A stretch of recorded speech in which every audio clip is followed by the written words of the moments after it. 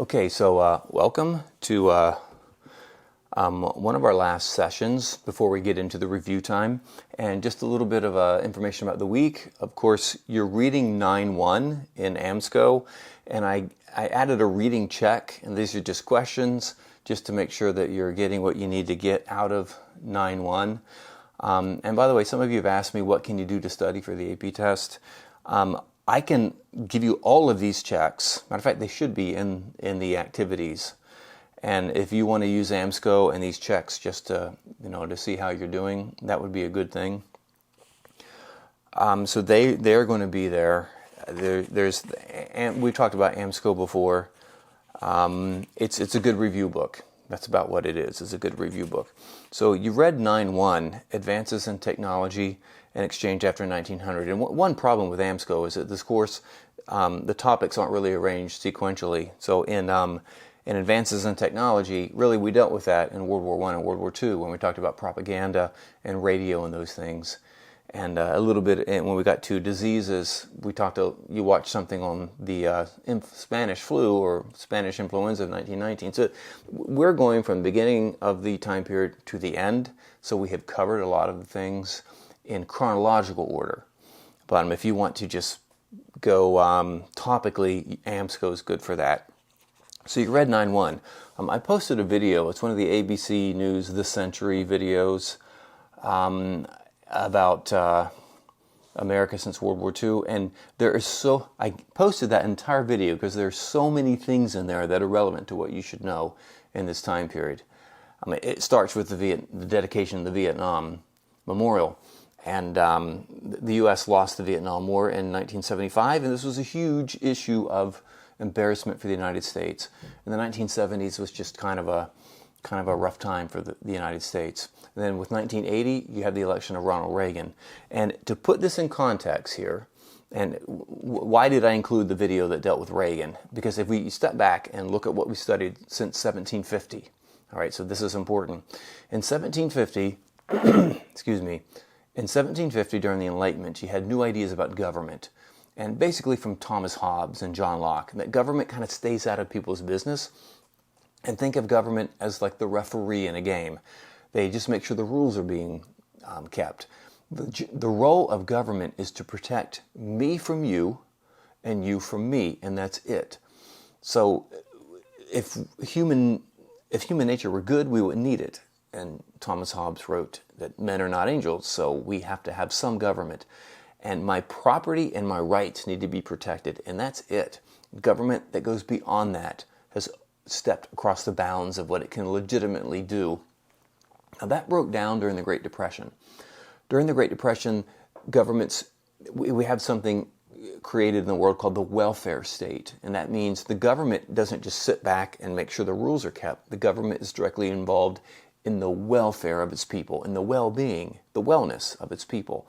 And you saw this in the U.S. with the New Deal. The New Deal brought Social Security, it brought unemployment.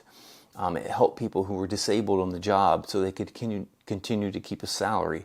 And the idea is, with unemployment, to give unemployed people a base of income so they continue to be consumers. They can still buy.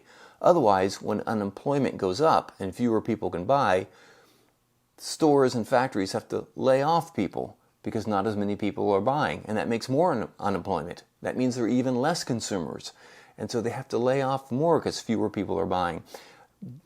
The government redistributing funds to people who are unemployed means that they're still consumers, and it's to stop this snowball that led to economic disaster in 1929 in the Great Depression. So the New Deal stepped in the U.S. You have similar things in Europe. Governments got really involved. They regulated business more than they ever have before. Now, when you get to Ronald Reagan undoes much of the welfare state. He privatizes so many things. He lifts restrictions on airlines. He lifts restrictions on Wall Street, as you saw in the video, where basically unbridled investment and enormous wealth was created. You can't deny that you have this enormous wealth that was created in the time of Reagan. And in the topic, we also see that in England, Margaret Thatcher did this. Margaret Thatcher was the analog to Reagan in Great Britain. both of them deregulated the economy and created an enormous amount of wealth. It also the wealth that was created, though, was not distributed equally in society. Since the welfare state was defunded, programs that a lot of inner city people depended on were stripped of their wealth, and you have, as you saw in the video, violent crime in the U.S. rose 33% during the 1980s. Government spending went up enormously because Reagan cut taxes, and so we had this enormous national debt. But wealth was created. So this is what you have in that topic about new governments deregulating the economy. And we're going to look at today in the very unlikely example, and this was what happened in China under Deng Xiaoping and the rise of China.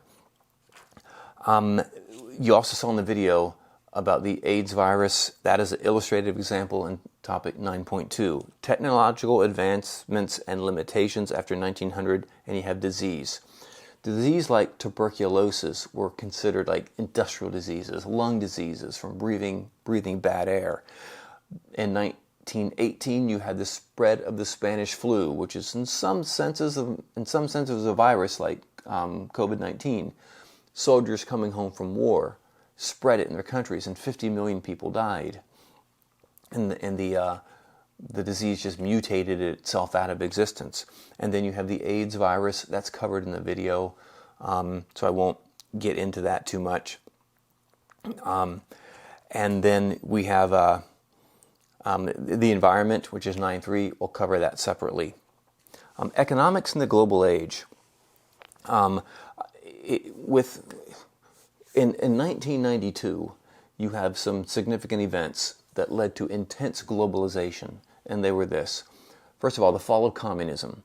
The Soviet Union broke apart in 1991 and 1992 and turned into 15 separate republics, one of which is the Russian Federation, but all of these countries like Kazakhstan, many of those, that used to be the Soviet Union. And remember, they were our ideological enemy in the Cold War, so the Cold War ended.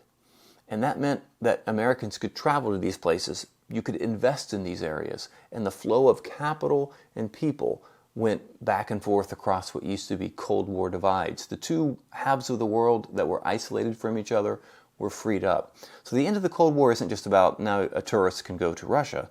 It's about investment in global and international business and financing. So the fall of the Soviet Union, but exactly at that same time as the Cold War ended, the U.S. government took a system it created to preserve its military data during the Cold War.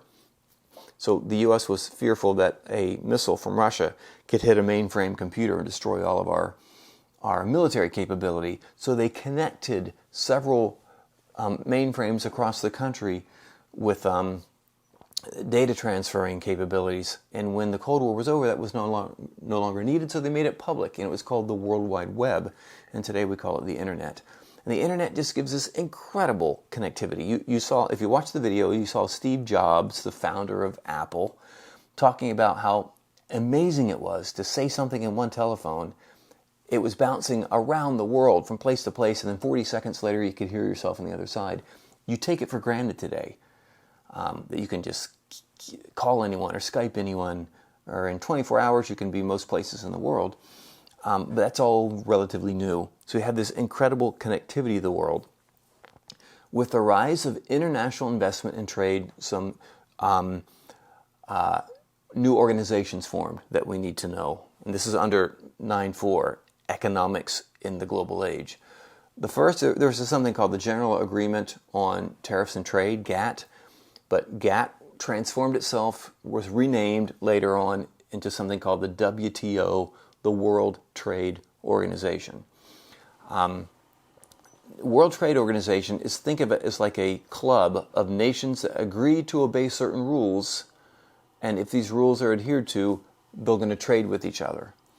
So, for example, to be in the WTO, the World Trade Organization, you have to agree to respect copyright and patents from other governments. See, the issue here is that when you trade, when you have the rise of international corporations or multinational corporations like McDonald's and Sony and Samsung and Coca-Cola and Disney Company, they're operating all over the globe. I mean, whose laws are they under?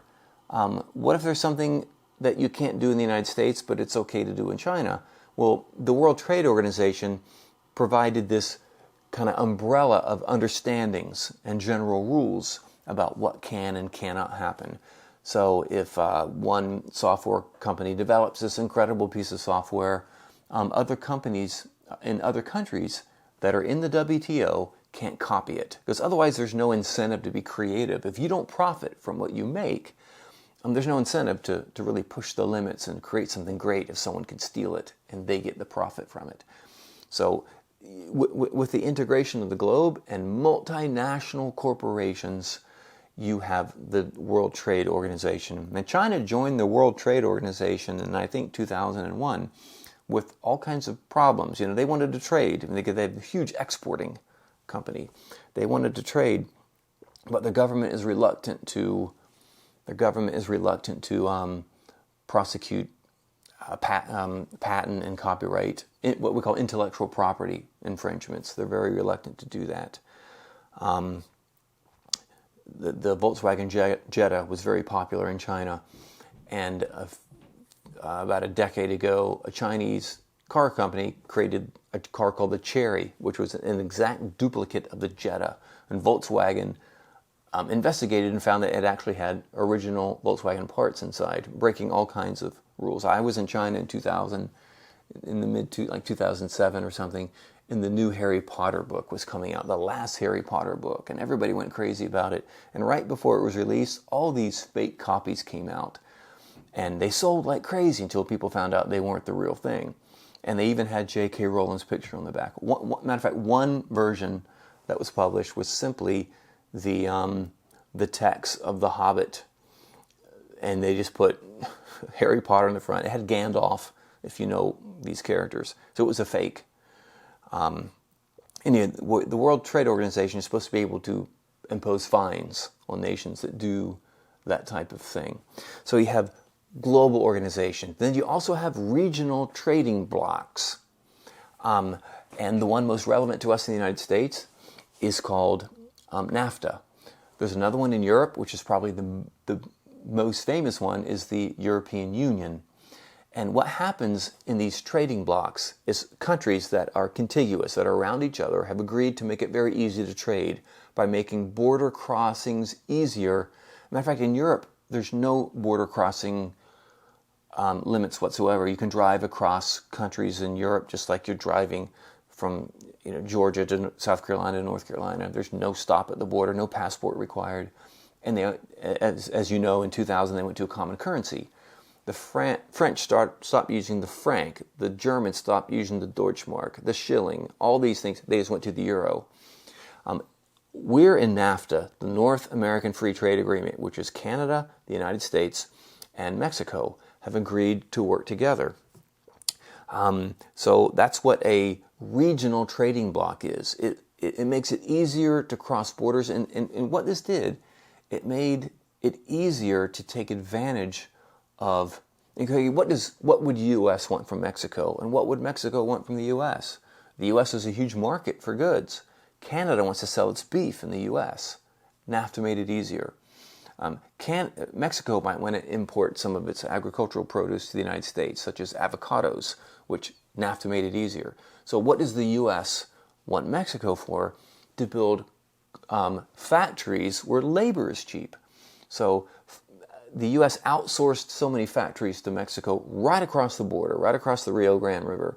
Ford Motor Company put up factories because the cost of living in Mexico was less, and you could pay workers less. That means their relative standard of living was still good, but they couldn't have made it in the U.S. on that wage. So it benefited Mexico by giving them a decent wage, and it benefited Ford Motor Company by increasing their profits. And of course, this is all controversial, but that's what regional trading blocks did. They allowed these types of things, which leads us to another distinction in global economies. And you have to know this as well.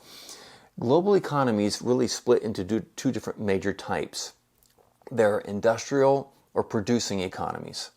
Now, this is what Britain was in the Industrial Revolution, and the United States followed it.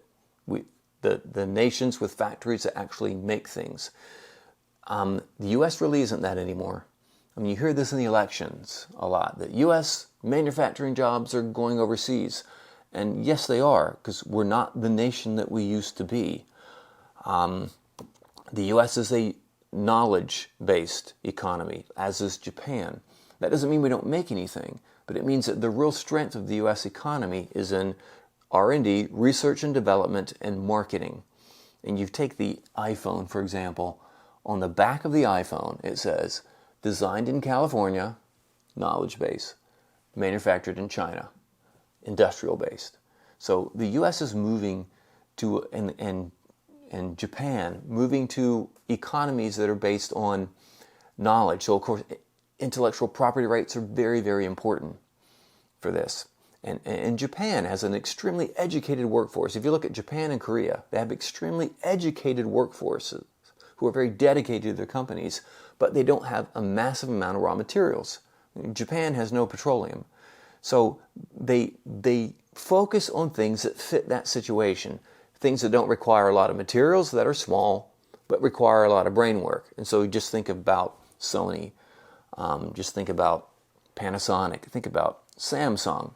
It doesn't take a massive amount of materials to go into a phone that can cost up to $1,000, but it takes some engineering and know-how and an educated, dedicated workforce. So you have, these are called the Asian tigers, Hong Kong, Singapore, Japan, and South Korea, all model that kind of Japanese model of a dedicated, educated workforce focusing on high-tech things. So, yeah, the U.S. has lost a lot of manufacturing jobs, and they probably won't come back. But that's just the evolution of an economy. And China is actually starting to move that direction. There are Chinese brands now that are recognized. Chinese produced lots of Apple products. I mean, they put them together, they assembled them, because the U.S. and Apple did such a great job of marketing the name brand. Name brand recognition is what a knowledge-based economy is. So what do you have? China is reaching that now. They're already outsourcing to places like Vietnam. So they're taking advantage of cheaper labor in Vietnam, and Chinese brands, especially in camera, DJI drones, for example. These are well-known, publicly traded entities. So economies are becoming more diversified. So in economics in the global age, the places that are focusing on actual manufacturing tend to be Central and Latin America, where people are working factory jobs like they used to 100 years ago in the U.S. and Britain, and Asia. So Asia's becoming, they're in the cups of this industrialization and manufacturing, and other nations like Britain, there really aren't that many factories in Britain. They can save a lot of money by just moving a factory to China. They're into product recognition, engineering, research and development, and marketing. So this is the direction of economies. So a multinational corporation has the ability to take advantage all over the world of where labor's cheapest, where customer service, so many U.S. companies outsource their customer service to South Asia because of the rapid decrease in long-distance calling, which is almost negligible today. It used to cost a ton to call India, for example. But so you take a major corporation in Shanghai and Boston, their engineers are designing things. They're being produced and put together in Mexico, Vietnam, and China, and their customer service is based in India. So this is the nature of multinational corporations in the global economy. Now, I want to, and by the way, not everybody likes this, of course. Not everybody likes this, because in every economic change, there are winners and there are losers. And people who think that the U.S. is always going to be a manufacturing hub of the world aren't going to like it, and factory workers will lose their jobs. You have people in the oil industry who are starting to invest and do R&D in solar energy, realizing the future is going to change. and there will be winners and losers in that transaction as well. So all this is part of the new global economy. I do want to mention China. The story of the 20th century is the rise of China. In fact, in centuries later, when we are distanced from the 20th century to be objective enough about it, probably the most important person in the 20th century was a leader of China named Deng Xiaoping. Deng Xiaoping followed the communist leader Mao Zedong. Mao Zedong tried to collectivize agriculture, force all these families not to work on family farms, but big government-owned farms, and give all their crops over to the government, which redistributed them. And Mao encouraged a high birth rate. So China's population increased dramatically, and China remained kind of a form of communism based on the peasants, if you remember from a previous podcast. Mao Zedong died in 1976, and within a year, Deng Xiaoping, and I'll put his name at the bottom of the video when I edit this, Deng Xiaoping came to power and reversed a lot of what Mao had done. He imposed a one-child policy to stop the incredible growth of China's population that had led to massive starvation under the previous leader. But he also changed the agricultural rules of China, where Chinese peasants still worked farms that was owned by the government, but they now worked under a quota system. So Chinese gave part of their produce to the government, but anything beyond that quota, they could keep and sell and profit off of it. And the effect was absolutely astronomical.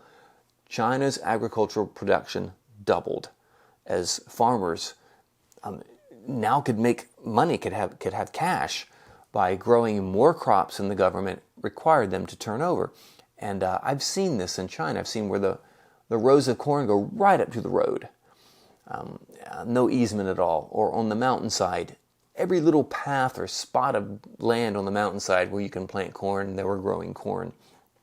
And what this did, it started an economic revolution from the ground up. Remember, Stalin's 5-year plan sought to industrialize big, heavy industry in 5 years. China starts with agriculture, and we're talking about 1 billion people, now had some cash. They became, at a very small sense, a very small scale, consumers. Then China started to industrialize. As foreign investment was allowed by Deng Xiaoping, areas of China that were simply swampland and undeveloped at all grew to be massive, massive cities. Shenzhen in the south near Hong Kong, Shanghai, the famous Asian needle in the skyline of Shanghai grew in 10 years. And I was in China in 2007 when China was building the equivalent of in New York City, that much construction every 3 months. It was just astronomical what has happened to China. And peasants began to move into cities where foreign companies were bringing factories for work. And China became the provider of enormous amounts of labor for many of the multinational corporations in the world. And the effect was the largest movement of people in history, not only from rural to urban areas. This is the largest migration, by the way, in history. But it also it was the largest shift of people from poverty into the middle class that the world has ever seen. More people in China went from poverty into the new middle class than there are people living in the United States. Right? China doesn't do anything small. So over 300 million people went from abject poverty into the middle class, and now there's demand in China for goods. So the rise of China is really the economic story of the 20th century. So with this globalization, aspects of culture spread. You can eat at a McDonald's in Moscow, the capital of the former Soviet Union, our enemy in the Cold War. It just seems unreal that you can do that. You can buy a Coke in Paris. All kinds of culture spreads around the world, and some people like this and some people don't like it. There are reactions against globalized culture. When the Barbie doll was introduced in the Middle East, there was a huge problem with it, huge objections to it by conservatives in the Middle East because they thought Barbie brought with it American values. If you think about it, when you buy a Barbie, you're not done buying. It's all the accessories and the clothes and the Corvette and the camper and blah, blah, blah, and blah, blah, blah. And the idea is that a person is judged by their possessions and their clothing. And there were cultures that just didn't like that at all. Iran, for example, produced its own version of a Barbie and a Ken. And they were more in line with the strict Islamic rules of that country. In France, a farmer became a national hero when he drove his tractor through a McDonald's that was being built in the south of France. He hated it. It was his protest. And he said, McDonald's is generic. We're being robbed of everything that makes us our own people. There's a type of cheese made in that region of France that can only be made in about a 10 radius area on the map because the way the cheese culture, the pollen in the air and everything, that makes it very special. He goes, this is what this region is. You can get a McDonald's Coke anywhere. So people push back against globalization because they think it takes away their identity. Also, there's pushback and resistance against globalization, and you saw huge protests against globalization in places like Seattle and other places in the world because the feeling is that globalization benefits massive corporations. The CEOs of Nestle, a Swiss company, the CEO of British Air, the CEO, the executives of Disney and Viacom and Coca-Cola and so forth, and the shareholders are the ones who benefit from this, and it doesn't really do anything for the rank and file normal people. So there are protests against this, hence the farmer driving his tractor through a McDonald's. So this is controversial. What's good for business isn't always good for culture, and people find themselves at crossroads. Good business practices help the people who invest in those businesses. But to do that, you have to gut communities sometimes. Again, watch the video and watch in the 80s how corporate takeovers, companies would buy small companies just to shut them down and make a quick killing by selling off all their assets, selling off their equipment, selling off the land, making a quick cash. And some communities, that's where all the men worked. That's where all the families, the dairy that you saw in the video, that farm, that dairy company, that could have crushed a whole community. And that happens with globalization. It's creative destruction, is the best way to put it. So we have topic 9.5 about these calls for reforms and pushback against globalization. That's actually 9.7, resistance to globalization, which there's not a lot there. There's anti-IMF, that's the International Monetary Fund, which is kind of a international organization to lend money to countries, just like a bank would lend money to a family that's in need. The IMF will lend money, but the IMF is based in the United States, and it puts conditions. The IMF puts conditions on when it will lend money, and the conditions are often you need to be more capitalistic. You need to move toward capitalism more and do things that benefit the large corporations rather than the people. And so there's pushback against the IMF, or the International Monetary Fund. I'll close with this anecdote. In 1998, there was a crisis across Asia where in Thailand, the Thai baht, their currency collapsed, and it had a domino effect across Asia. And the Koreans risked their whole economy just being destroyed because their currency was failing. And they wanted a loan from the IMF. And the IMF wasn't going to loan them money to prop up their currency and keep their paper money, their currency, from collapsing, because they didn't have enough capital. They didn't have enough reserves and gold to make good on their currency. So the government asked the people of Korea to give their gold. And Koreans sometimes waited in 3 hours, 3-hour lines, all across Korea. They got their rings, their necklaces, their jewelry, gold that their family had, and they waited in line in government offices to give their gold to the government. And the government amassed so much gold that they could back their currency, and South Korea saved itself economically because of the sacrifice of individuals who did that for their government.